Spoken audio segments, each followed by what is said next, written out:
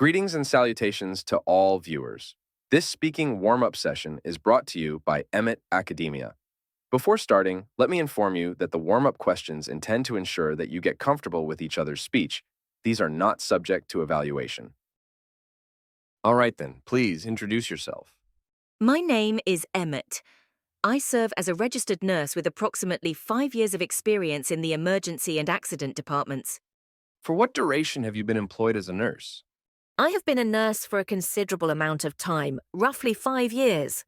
I spent the first 2 years employed in the intensive care unit and the subsequent 3 years in the emergency room for accidents and emergencies.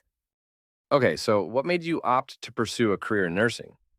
There are several reasons why I chose to become a nurse. First and foremost, becoming a nurse was always my ideal job growing up. Additionally, I felt strongly inspired by the experiences of my numerous relatives who serve as nurses.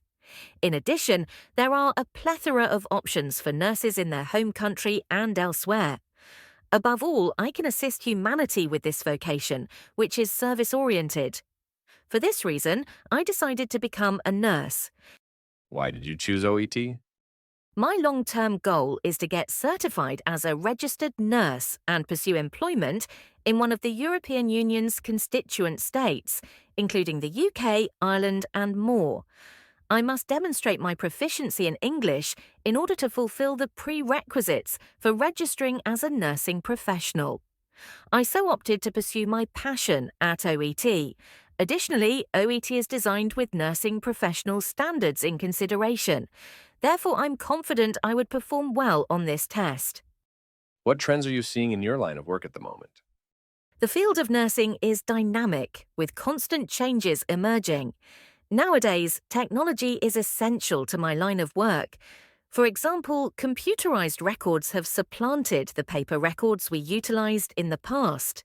Furthermore, we currently adhere to evidence-based practice, which implies that every procedure has a rationale in science. Additionally, a nurse is able to function as a nurse practitioner, which is the same as holding a medical post. Do you believe continuous professional development in nursing is something nursing professionals ought to undertake? Indeed, I do. The framework for continuing professional development in nursing assists nurses in maintaining up-to-date on the latest procedures in their field. Furthermore, in order to renew one's nursing registration, one must complete a certain number of hours of continuous nursing education. As a result, it becomes of the utmost importance for nurses to continue their nursing education. How would you describe a normal workday? I pray prior to starting my day. I get to the workplace facility around 7:30 a.m. after performing my usual duties. I finish up my inventory and update the crash cart with medication and dressing trolley before accepting the handover. I interact with my patients after getting the handover to find out what healthcare requirements may have. My assessment helps me create a nursing care plan that ensures my patients receive high-quality care. After that, I help the doctor with his assignments and complete any clinical orders that are necessary. In the meantime, I make sure to spend time interacting and building strong relationships with my co-workers. My shift concludes by 3:30 p.m. when I turn over accountability to the subsequent staff member scheduled. How would you handle a patient who is dissatisfied with your care? When a patient is discontented, I evaluate the situation, determine whether it's anything that I could resolve, attend to their worries, address their inquiries, and, if required, work with colleagues to find alternate remedies. My objective is to meet the patient's needs without compromising their treatment in any manner. Discuss about a situation where you had to deal with a challenging patient and how you resolved it.